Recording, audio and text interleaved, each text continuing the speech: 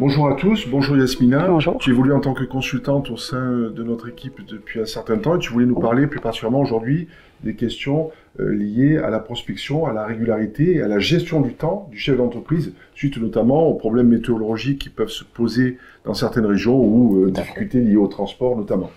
On t'écoute. Alors bonjour Jean-Claude, tout d'abord je tiens à te remercier de m'inviter à partager ce temps de tournage avec toi aujourd'hui.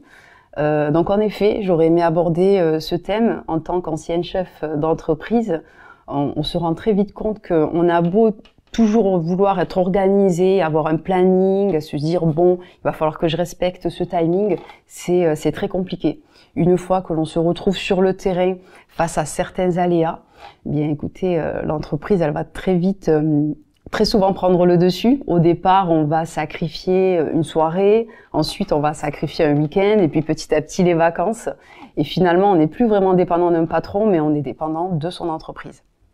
Alors, on se rend compte aussi que, comme je disais, on a beau être une personne très organisée, il y a certains aléas, à savoir les intempéries.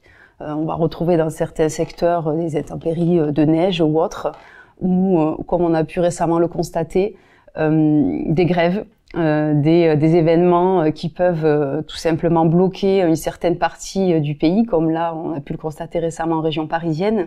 Bien, face à ce type d'événements, on est tout simplement coincé. On ne peut pas faire grand-chose parce qu'on est soumis à l'humain. Et en quoi la solution de prospection, notamment automatisée, peut apporter une solution concrète face à ces événements? Peux-tu nous expliquer? Alors justement, ce type de solution est tout simplement complémentaire et nécessaire dans notre travail, à savoir qu'une solution comme la nôtre, qui va être tout simplement automatisée, personnalisée, elle va fonctionner quoi qu'il arrive, parce qu'elle n'est pas soumise justement aux facteurs humains. Qu'il pleuve, qu'il vente, qu'il neige, qu'il grève, eh bien l'outil va fonctionner, il va travailler et il va tout simplement pouvoir permettre de ne pas se retrouver bloqué pendant plusieurs jours, comme certains ont pu le constater récemment, tout simplement parce que quand on ne travaille pas, l'argent ne rentre plus.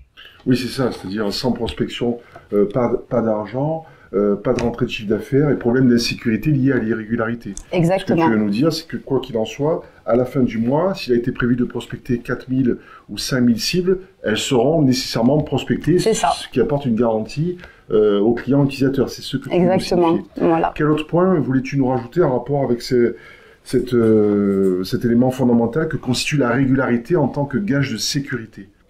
Alors justement, on le sait pertinemment, au niveau de la prospection, il faut être régulier.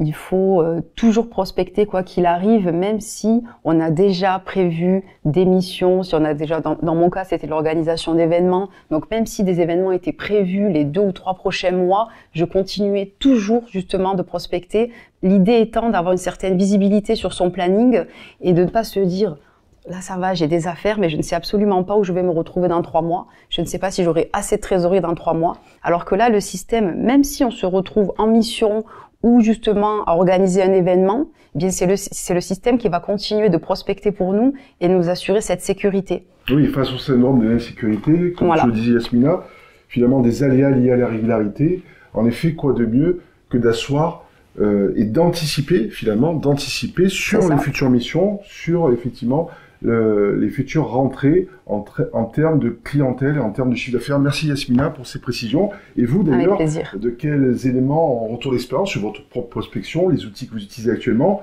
pouvez-vous nous faire bénéficier? Vos commentaires en retour en dessous de cette vidéo sont particulièrement bienvenus. Au plaisir de poursuivre l'échange. Bonne journée. Au plaisir, à toi également.